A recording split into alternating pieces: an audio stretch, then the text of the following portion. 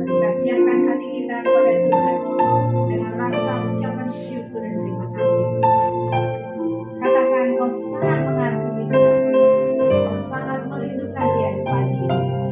Biarlah Dia yang menjadi terutama di dalam hidupmu. Biarlah Dia yang menjadi segala-galanya di dalam hidupmu. Rabata karya syanda dalam ayas, yang terutama dalam hidup ini. Yang terutama di dalam hidup ini. Tinggikan nama Yesus. Yang terutama di dalam hidup ini. Muliakan namanya yang terutama. Yang terutama di dalam hidup ini. Tinggikan nama Yesus. Yang terutama di dalam hidup ini. Muliakan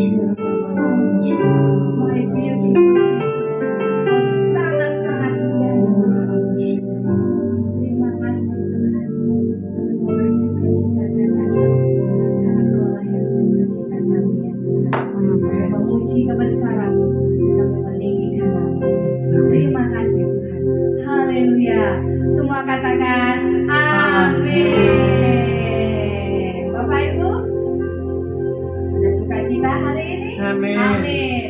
Umat kesayangannya selalu hatinya penuh dengan sukacita. Haleluya.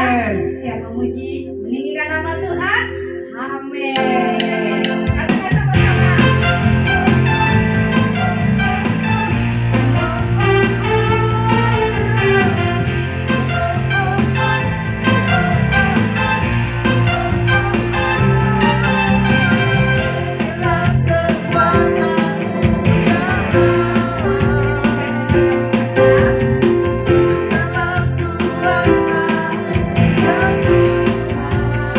Sama-sama katakan.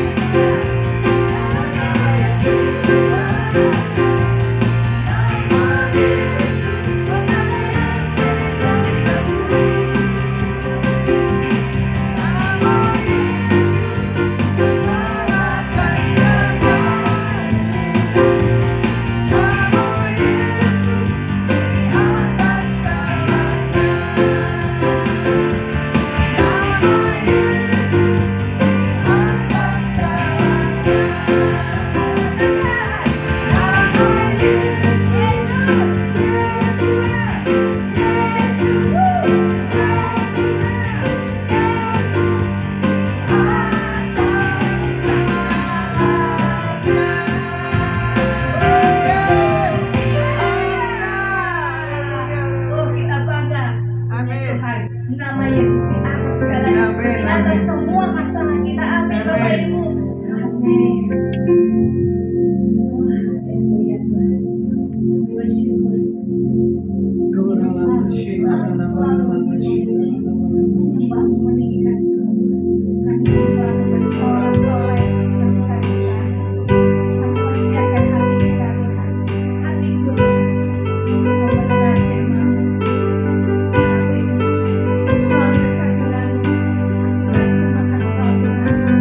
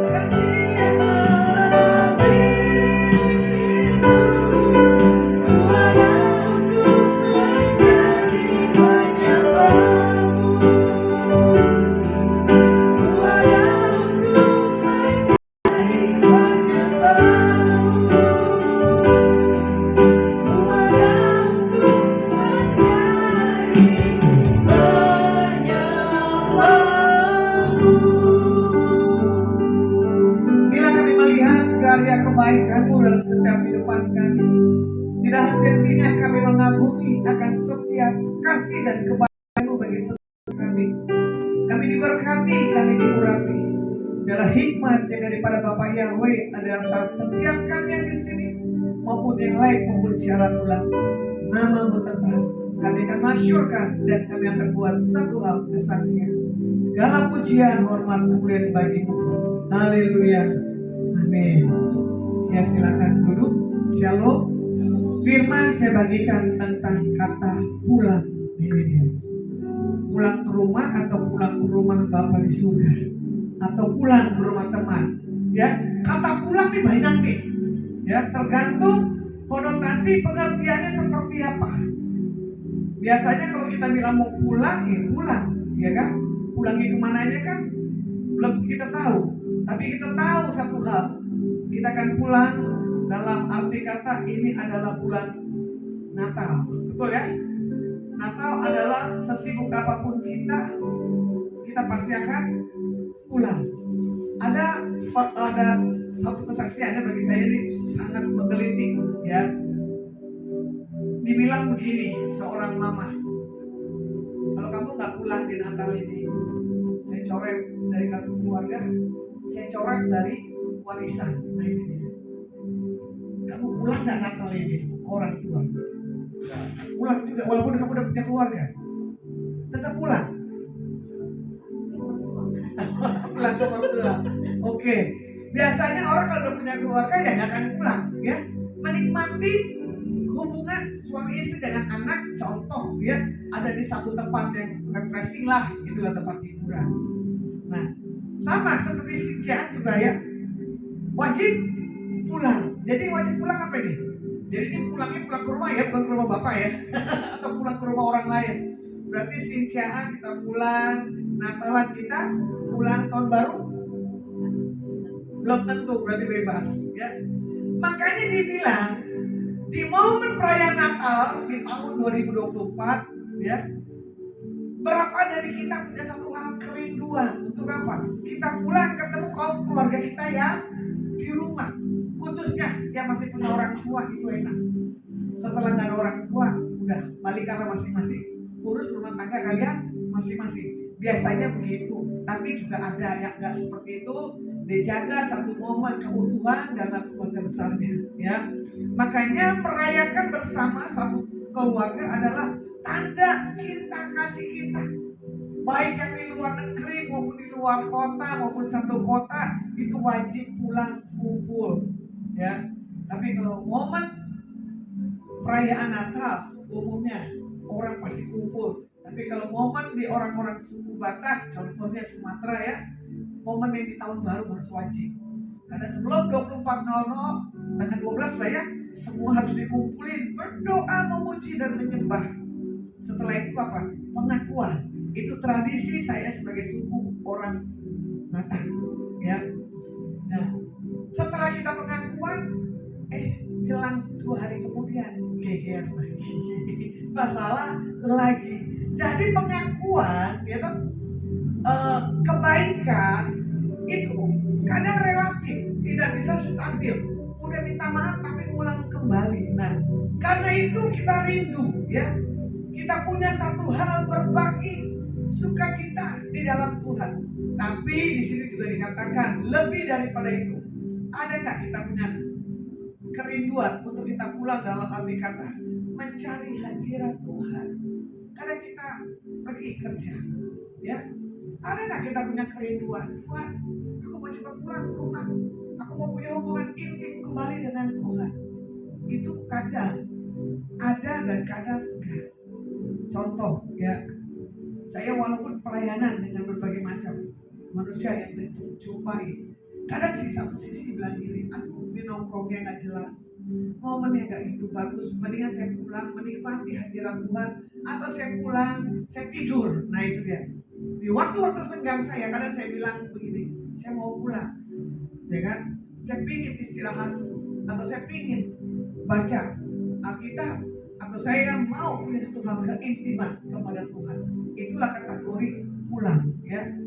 Nah, tapi ada orang yang menikmati di sisi keramaian, dia nggak ingin pulang. Kenapa?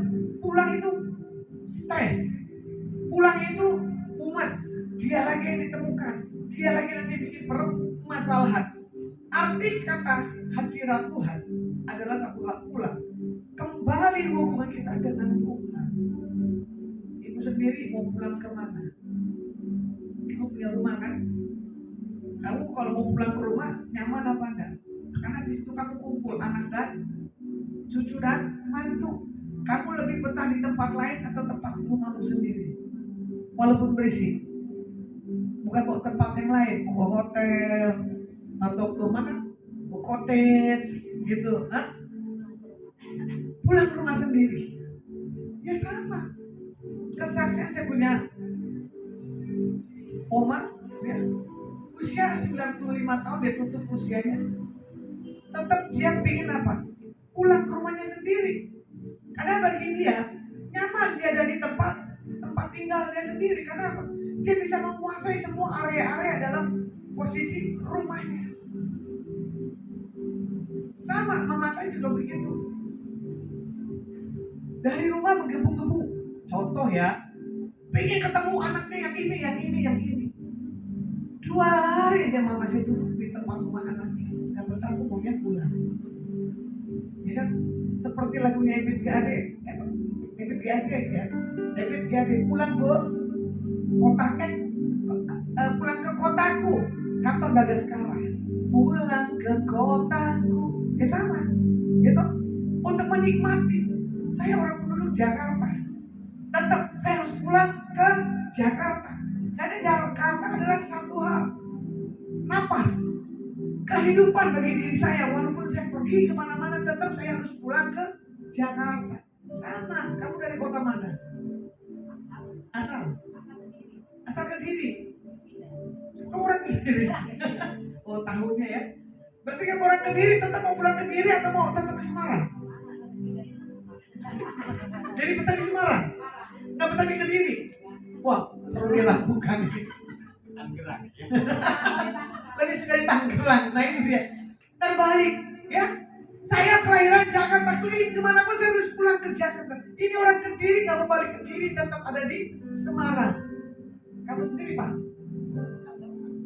Orang Tangerang, Jakarta Tangerang. Oke. Kamu sendiri warga kota Jawa Tengah, Semarang, tetap mau nggak mau tempat yang lain? Enggak.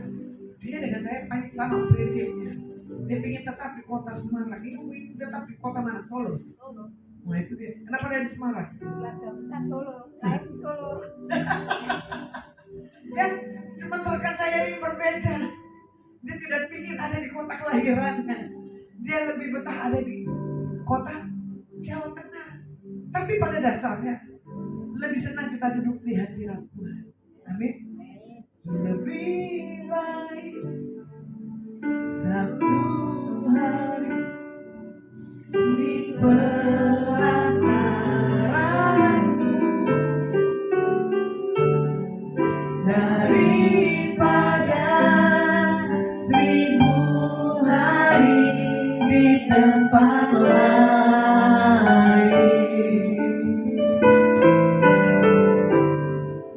Memujimu, menyembahmu, Kau Allah yang hidup, dan menikmati semua kemurahan-Mu. Ya, menikmati hadirat Tuhan itu dahsyat. Namun di sini Tuhan mau katakan, lebih kita punya kerinduan untuk kita pulang, untuk mencari hadirat Tuhan, adalah untuk memulihkan hubungan kita dengan Tuhan. Makanya di sini juga dikatakan apa? Kasih pengampunannya dan kehidupan baru selalu tersedia bagi setiap kita yang mau pulang, merindukan satu kehausan dan kelaparan akan Tuhan. Ya, makanya di sini kita dapat belajar. Yang pertama tentang kesalahan si bungsu. Yang kedua, bagaimana di sini bicara tentang apa? Kesalahan si sulung. Dan saya akan bahas bagaimana di sini kesalahan si bungsu. Di Lukas 15, ya. Kita akan belajar di Lukas 15 tentang anak yang hilang. Lukas 15 di sini dikatakan tentang kehidupan yang benar-benar itu berbeda, ya. Makanya di sini dikatakan Lukas 15 ayatnya yang ke-12. Firman Tuhan katakan begini, kata yang bungsu kepada ayahnya, Bapak, berikanlah kepadaku bagian harta milik kita yang menjadi takut. Lalu ayahnya membagi-bagikan harta kekayaan itu di antara mereka. Berapa hari kemudian anak bungsu itu menjual seluruh bagiannya itu, lalu pergi ke negeri yang jauh. Di sana dia memboroskan harta miliknya itu dengan hidup berpoya-poya. Kita belajar tentang pulang, yaitu tentang apa? Perumpamaan anak yang hilang. Inilah satu hal yang bagi saya ini fatal, ya. Orang tuanya belum dipanggil Tuhan, anak-anaknya minta bagian dulu. Ini salah apa benar? Harusnya tidak boleh, ya. Pembagian itu di saat orang tua itu udah nggak ada. Tapi kalau kita mau lihat, si bungsu ini adalah mengibaratkan ini bebas, ya kan? Tidak mau ikut peraturan di rumah. Dia lebih suka kesenangan. Dia lebih suka menjalani hidupnya sendiri dan melakukan apapun yang menjadi kesukaannya. Makanya Tuhan mau katakan begini buat hari ini. Tuhan udah kasih kebebasan itu pilihan. Kamu menikmati dunia, apa yang kau dapat, dia akan dapat. Ya. Makanya keinginan si bungsu kita melihat adalah ingin sesuatu hal kebebasan. Pada hari ini kebebasan apa yang kita minta di hadapan Tuhan? Tuhan udah baik, Tuhan udah sayang. Itu satu hal pilihan, ya. Makanya bebas dalam hal tidak mau terikat pada peraturan yang sudah berlaku, gitu, dan melakukan apa yang dia mau, itu adalah salah. Kalau kita melihat si bungsu, ya, di sini dikatakan apa? Ingin menjauh dari rumah. Negeri yang jauh adalah sikap hati, pikiran, jiwa, kehendak, dan keinginan seseorang yang jauh dari kehendak Tuhan. Makanya itu loh, Tuhan menciptakan kita sebagai manusia punya hal free will, kebebasan bagi setiap kita pribadi. Makanya setiap orang yang ingin bebas dan menjauh dari Tuhan pasti akan mengalami satu hal, titik kelaparan dan kehausan akan Tuhan. Kalau posisi dia apa? Sudah nol, dari dia yang salah, ya. Biasanya orang dari dia di bawah Tuhan naik ke atas. Di atas dia nggak kuat, lupa.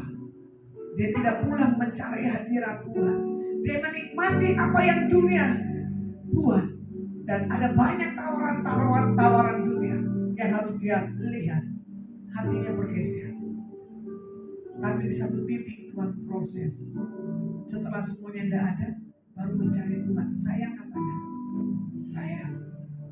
Harusnya dari titik nol Tuhan bawa dia naik. Tapi hatinya harus melekat ke Tuhan. Di saat Tuhan juga berkati, hidupnya harus bisa memberi. Hidupnya harus punya dampak, bukan buat kepentingan sendiri. Hari-hari ini banyak orang stres, ya. Banyak pengurangan pegawai, biaya kehidupan itu tinggi. Banyak lagi permasalahan demi permasalahan yang dihadapi. Tapi itu semuanya satu hal, pilihan. Belajar dari kisah anak si bungsu, ya. Makanya di sini juga dikatakan Yesus memanggil kita pulang untuk kita mendekat kepada Tuhan. Kita tidak pernah pergi terlalu jauh atau terlalu parah untuk kembali pada kasih Tuhan. Dan kalau orang punya satu hal kepekaan, punya roh yang kuat, contohnya kesaksian, dia akan kembali kepada Tuhan. Makanya diulang begini, sejauh timur dari barat engkau menengok dosaku, tiada kau ingat lagi kesalahanku.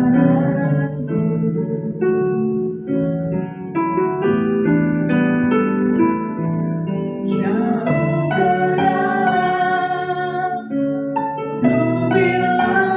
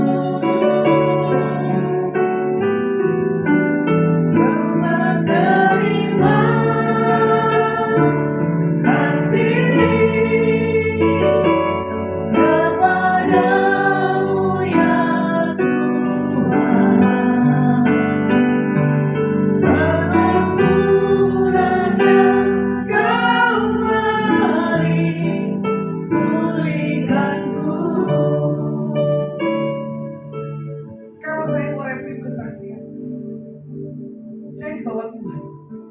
Saya dipanggil Tuhan.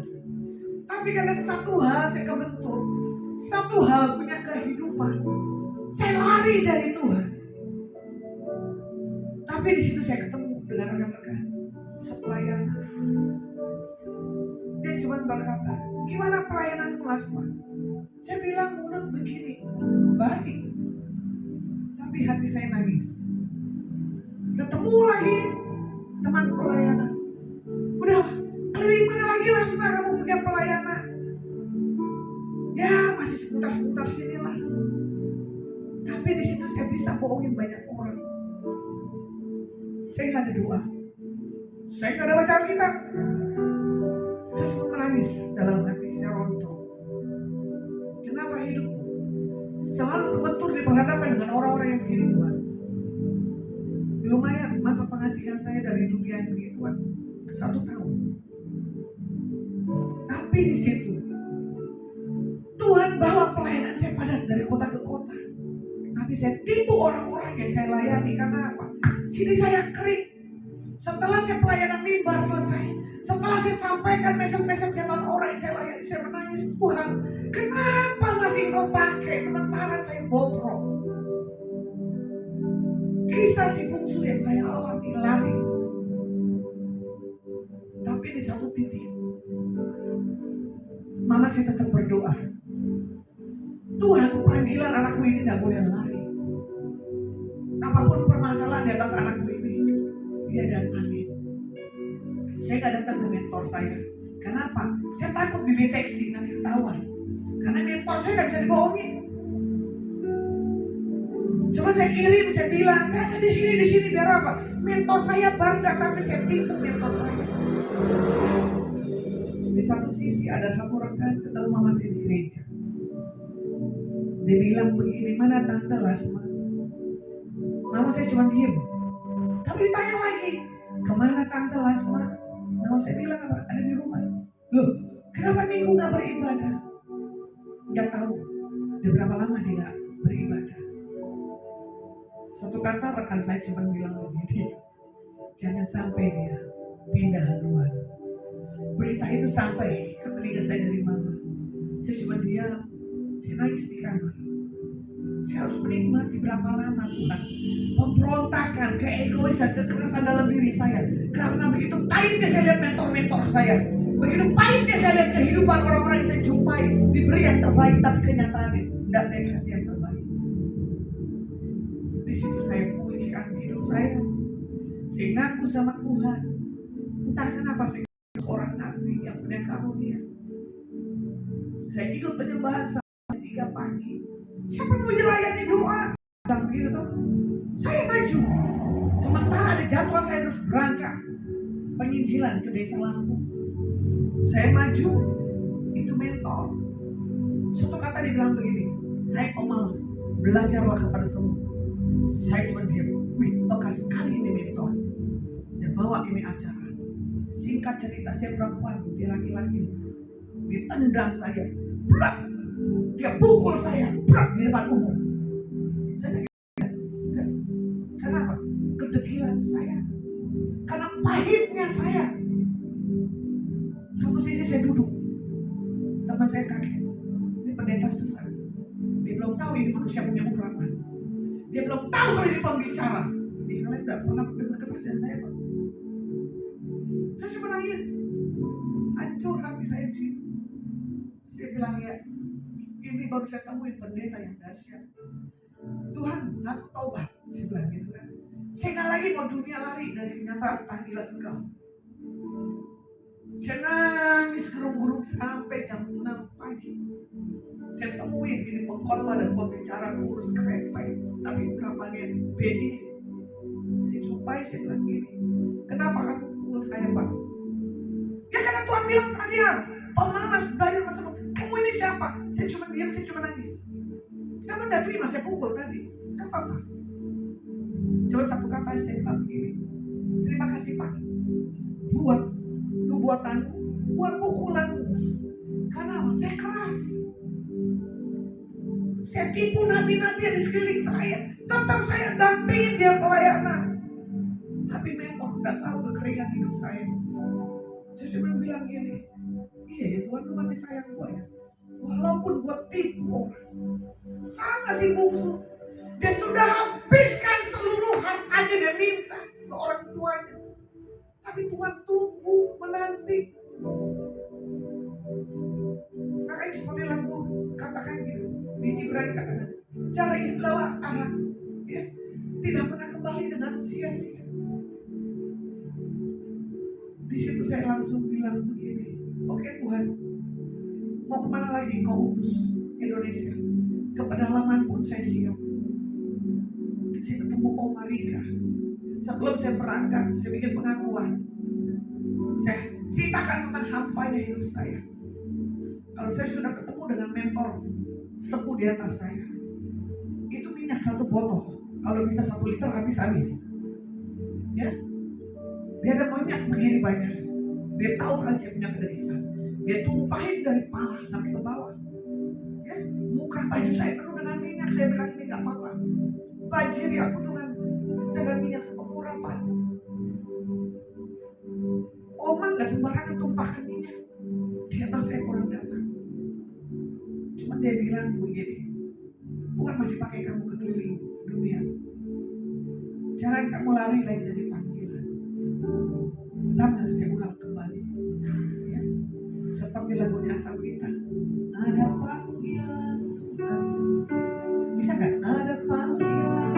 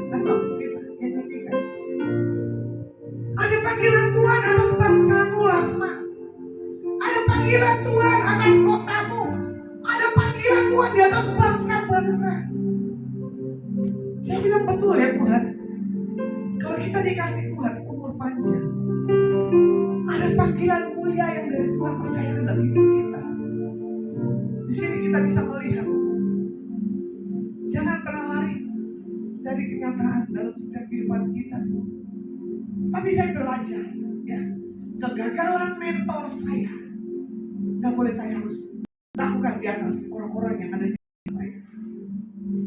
Tapi oleh sebelah saya nggak bisa dididik. Saya katakan lebih baik digiring.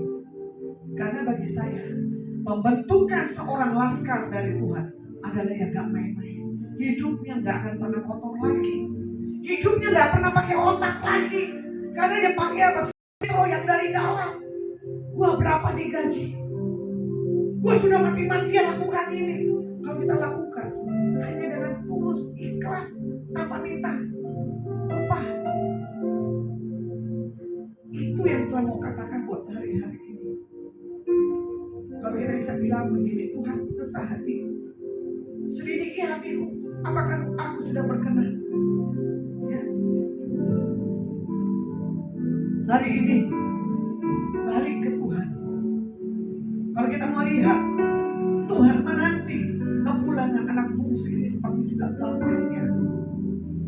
Bagaimana respon si bungsu untuk pulang?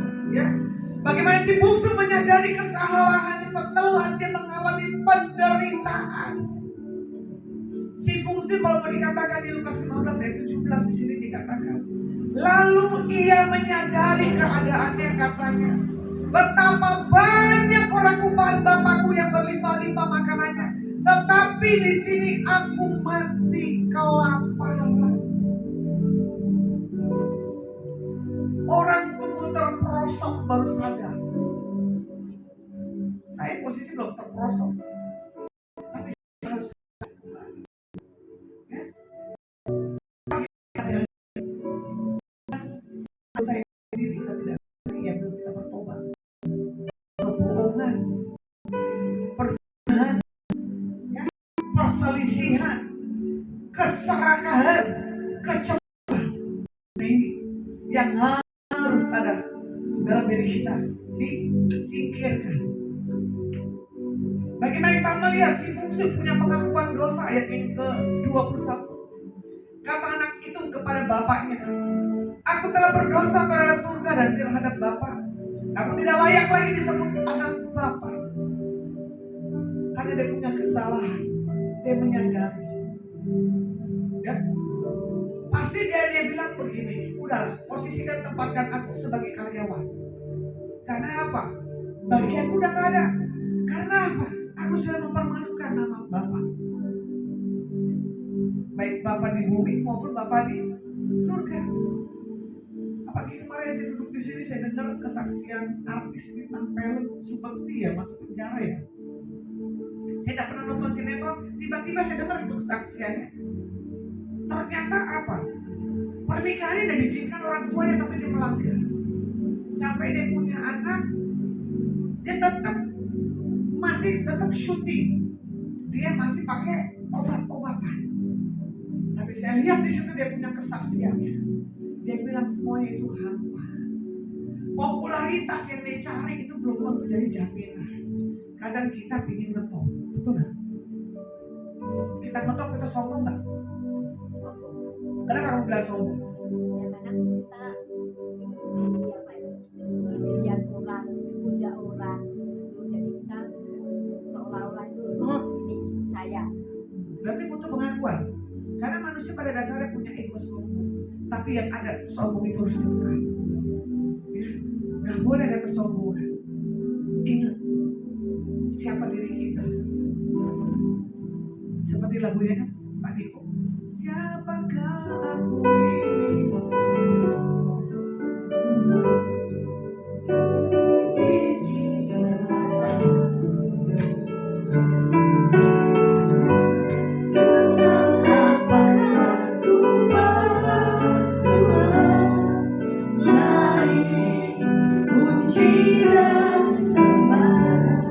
Lagu ini pro dan kontra.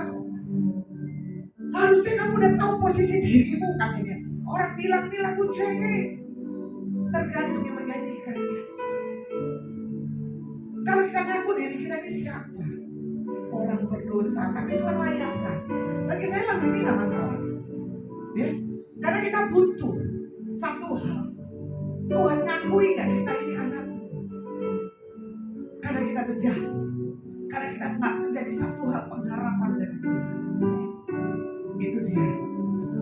Makanya di sini kalau kita lihat lagi, ya, di ayat yang ke-1 Yohanes 1 ayat yang ke-9. Jika kita mengaku dosa kita, maka Ia adalah setia dan adil, sehingga Ia akan mengampuni segala dosa kita dan mencucikan kita dari segala kejahatan. Makanya dosa di sini harus ada diakui. Kalau dosa nggak diakui, apa itu dahsyat. Contoh ya, direkam semalam saya telepon, saya korek tentang pribadinya. Saya lihat kamu nih begini, benar gak sih? Saya bilang gitu loh. Baunya udah kecium, bau seks. Makanya kalau orang di samping saya hati-hati. Kan sudah bilang, saya bisa radar surga, saya bisa radar. Dia punya pengakuan. Iya, saya suka ini. Itu kan dulu. Selalu orang bilang apa? Dulu. Coba waktu berbuat, jangan. Tuhan Yesus. Nah, orang biasanya menikmati itu lagi enak. Tapi setelah dia sadar, kok bodoh, tapi kamu lagi di dosa yang sama. Dosa itu enak apa enak? Enak toh? Daripada gak enak. Harusnya kan begini, dosa enak apa tidak gitu kan. Tapi saya bilang dosa enak apa enak? Enak. Tidak ada kata tidak. Makanya dibilang gini, tarikan dunia itu lebih enak daripada Tuhan. Saya kembalikan. Lagu penyembahan dengan lagu dunia lebih enak lagu mana? Waduh, kamu dibawa takut Tuhan. Saya suka, ini anak kecil, dia bilang lagu rohani. Iya betul. Tapi kalau kita di karaoke, lagu dunia, betul lah. Apalagi saya nggak menikah begini.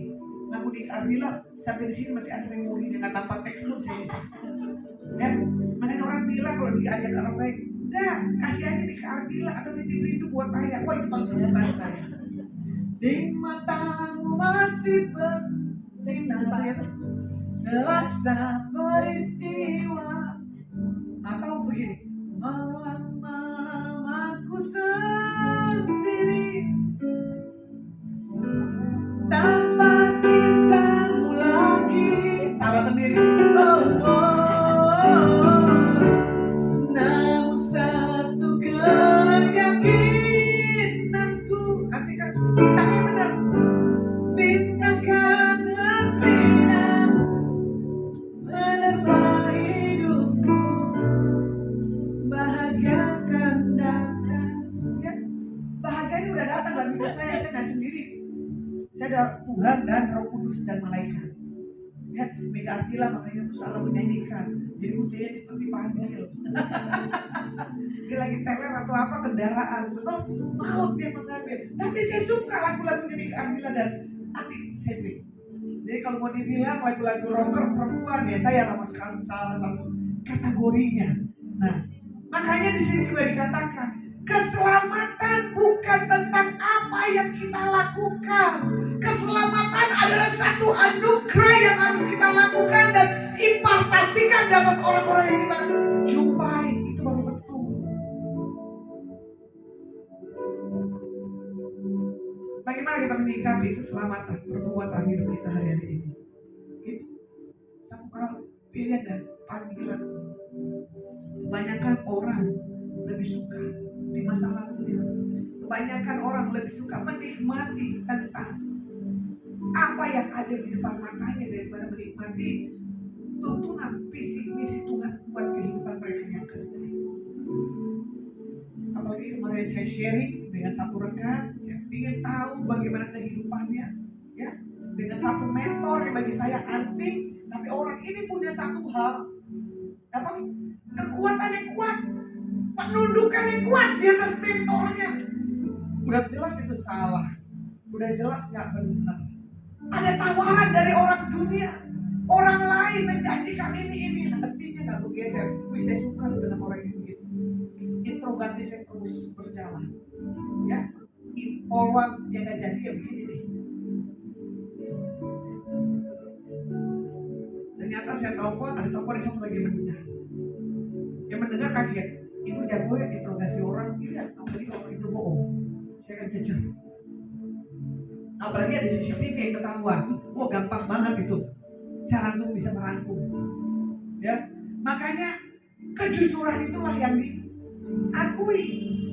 Makanya orang sebagai pemuji dan penyembah, suara palas apapun, tapi kalau dia masuk menyenangkan hadirat, dia tuh akan turun menyentuh hidupnya. Apalagi dia punya karakter hidup yang benar. Kadang saya lihat seorang pemimpin pujian, ya, wajah pas-pasan, ya, penampilan pas-pasan, tapi urapannya wow, lagu suara yang dia keluarkan wow, tapi dia nggak pede, banyak banget. Tapi orang yang mengaku nih kalau dia nggak punya urapan, waduh, saya kaget. Gimana tuh yang lain-lainnya tuh gereja-gereja yang nggak punya urapan. Nah, terkadang di satu titik sok rohani harus tipis, sombong rohani, ya. Makanya di sini juga dikatakan, ya, Lukas 15 ayat 20. Maka bangkitlah ia dan pergi kepada bapaknya ketika ia masih jauh. Ayahnya telah melihatnya, lalu tergeraklah hatinya oleh belas kasihan. Ayahnya itu berlari dan mendapatkan dia, lalu merangkul dan mencium dia. Itulah bapak yang baik. Kamu mau pergi kemana? Kamu mau lari kemana? Tuhan tetap memandang. Kamu bau, kamu bangkrut, tetap Tuhan masih panggil. Kita melihat bagaimana si bungsu menyadari kesalahannya dan memberanikan diri untuk pulang ke rumah bapaknya. Itu adalah yang gak gampang, ya. Bisa gak kita nih, udah kita salah, Kita datang ke mentor kita, bilang minta maaf. Bisa nggak ke mentor kita bilang gini, gue mau tergabung kembali? Belum tentu bisa. Apalagi tipe kayak saya. Orang pasti akan paham. Wah, kalau orang udah keluar dari Lasma, jangan harap itu bisa kembali lagi. Ya benar juga, buat apa? Kita boleh berhubungan lagi, tapi tidak seperti yang lalu lagi. Karena apa? Kepercayaan tadi. Jangan disalahgunakan. Makanya pertemanan persahabatan kita panjang diukur dengan kita punya kehidupan. Ini ada satu ibu, dia terpesona dengan saya sampai jatuh cinta, ingin datang terus kalau ada Bulasma di Menara Doa. Bayangin, mau naik sepeda mau jalan pun katanya nggak apa-apa. Yang penting apa? Saya ketemu Bulasma katanya. Lihat wajah Bulasma aja hati udah nyep. Kaget saya dulu. Galak begini kok dibilang nyep. Itulah egois kok dibilang nyep. Tapi ada orang yang saya lukai, hancur hatinya. Hancur hati ini melihat gambar dan video yang tak bisa itu ulang kembali. Makanya hubungan ya, persahabatan, pertemanan, hati-hati, harganya itu mahal. Makanya ada satu saya yang lagi didik, dia lagi di persimpangan, dia lagi dilema. Saya harus ada di tengahnya dia, di kesaksian ya. Saya perhatikan semua satu-satu postingannya, baik Instagram maupun TikTok. Kenapa bahasanya begini? Saya cuma WA, tolong jaga udah sikap itu. Akhirnya ketemu, tumpahin semua isi hatinya. Ujung-ujungnya apa? Buka karaoke yuk, ayo. Kalau kamu diajak itu mau nggak? Nggak mau? Kamu nggak mau? Kasihan. Ya karaoke-nya rohani, nemenin yang orang lagi bermasalah. Kalau kamu pasti diajak nih, tiga orang di belakang nih oke. Apalagi makan gratis, minum gratis. Ya, kita rekannya nggak mau. Kalau saya nggak apa-apa. Bahkan saya bisa begadang satu hari di atas orang stres. Dari kafe satu ke kafe satu ke karaoke, terus ke hotel ujungnya. Karena apa? Udah mabuk. Karena apa? Udah nggak bisa pulang, takut keradang sama orang rumahnya. Jadi saya ada di tengah-tengah orang yang lagi bermasalah. Untungnya saya punya orang tua, nggak larang. Orang tua cuma bilang begini, saya percaya, kamu bisa dipercaya. Kita mendampingi orang-orang yang bukan lagi senang, jatuh pun iya, bermasalah pun iya. Nah orang itu mau ingat lagi sama kita, mau gak usah, gak apa-apa. Ya, makanya kembali kisah si bungsu ini sebagai pelaku firman kita ini, mendampingi orang-orang yang bermasalah. Ada nggak kita di tengah-tengah orang ini? Nah, yang kedua, kesalahan si sulung. Ya, setelah adiknya pulang, dia tidak bersuka cita. Karena apa? Nyusahin, betul lah. Nanti gue kasih makan lagi. Nanti harta orang tua yang buat kepentingan orang tua berbagi lagi buat si bungsu, betul lah. Saya ini 8 bersaudara loh. Belum tentu hatinya 7 orang ini baik. Berjalan dengan waktu kan bisa teruji persaudaraan seperti apa, betul lah. Waktu masih kecil ya kita kompak ya. Kondisi apapun juga setelah dewasa punya keluarga masing-masing, kekep masing-masing. Itulah namanya kehidupan. Nah, makanya kita melihat tentang si sulung di ayat yang ke-32. Kita patut bersukacita dan bergembira karena adikku telah mati dan menjadi hidup kembali. Dia telah hilang dan didapat kembali. Harusnya si sulung bangga. Tapi pertobatan orang berdosa adalah sesuatu yang seharusnya dirayakan, bukan dipermasalahkan, bahkan dicibir. Saya juga kemarin kedatangan orang stres di sini. Malah saya udah pusing. Aduh, ini harusnya masuk ke rehab ini. Jangan di sini nih. Nanyanya muter-muter, orang yang ganteng sih. Betul kan? Ganteng Pak Mary kan? Apalagi ada jangkut di sini panjang. Ini janda-janda di sini doyan, suka. Berondong orang stresnya dia. Wih, ketawa lagi. Serius asli bener. Kalau kamu kuliah pasti naksir lah. Selalu dia datang, ibu, aku terganggu ada setan gini-gini. Setan dalam diri itu yang keluar, bukannya terganggu. Kamu harus ditangani orang rehabilitasi mental, saya bilang begitu. Terus ada lagi yang orang datang, ya, dengan berbagai macam karakter yang antik-antik. Saya cuma geleng-geleng. Tuhan, kalau saya tidak punya kekuatan daripada Tuhan, amblas saya bilang. Karena apa? Menghadapi orang yang aneh-aneh. Ya, merayakan orang punya pemulihan dan pertobatan, belum tentu orang mau. Apalagi lagi masalah percintaan, betul enggak? Stresnya luar biasa kan? Bu, doakan nih biar kami jadi satu. Bu, tolong ya bimbing kami.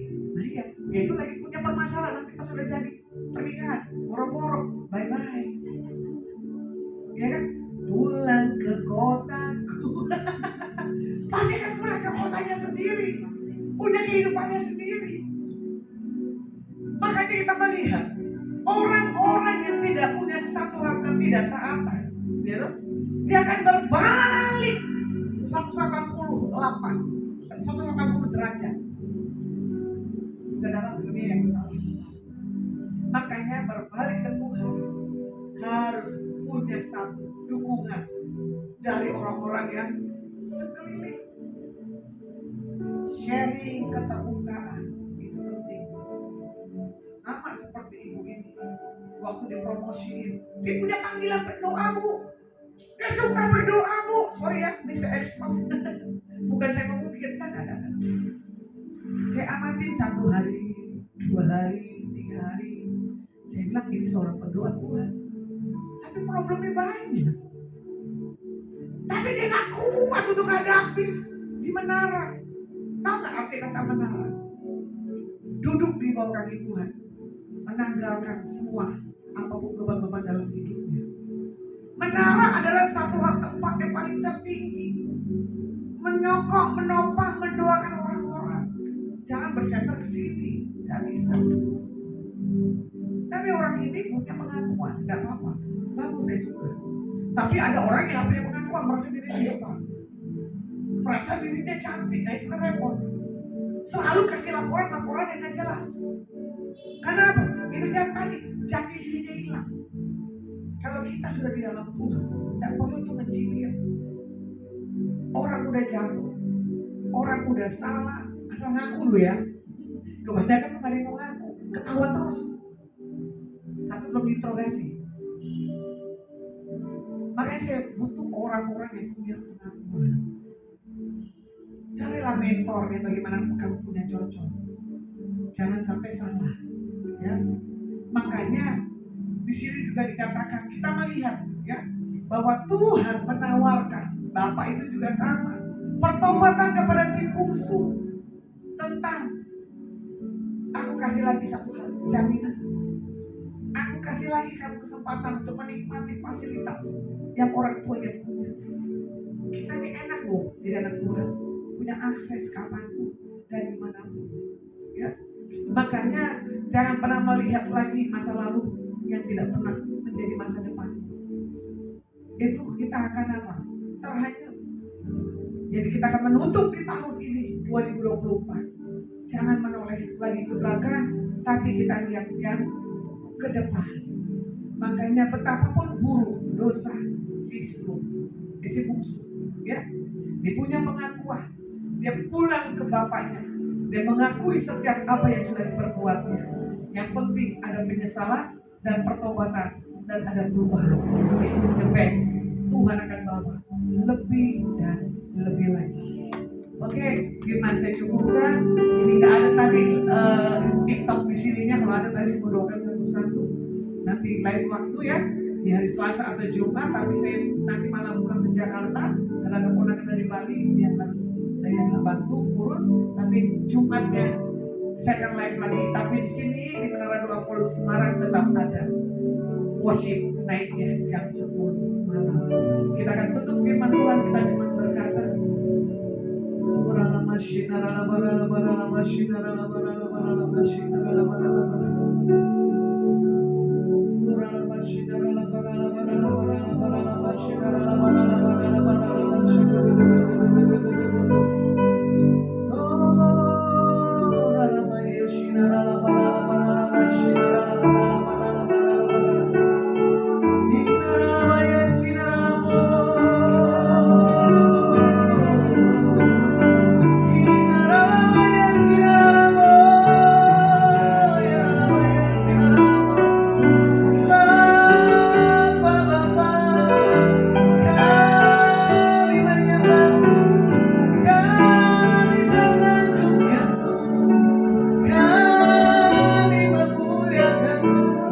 Engkau besar, engkau dahsyat, engkau luar biasa.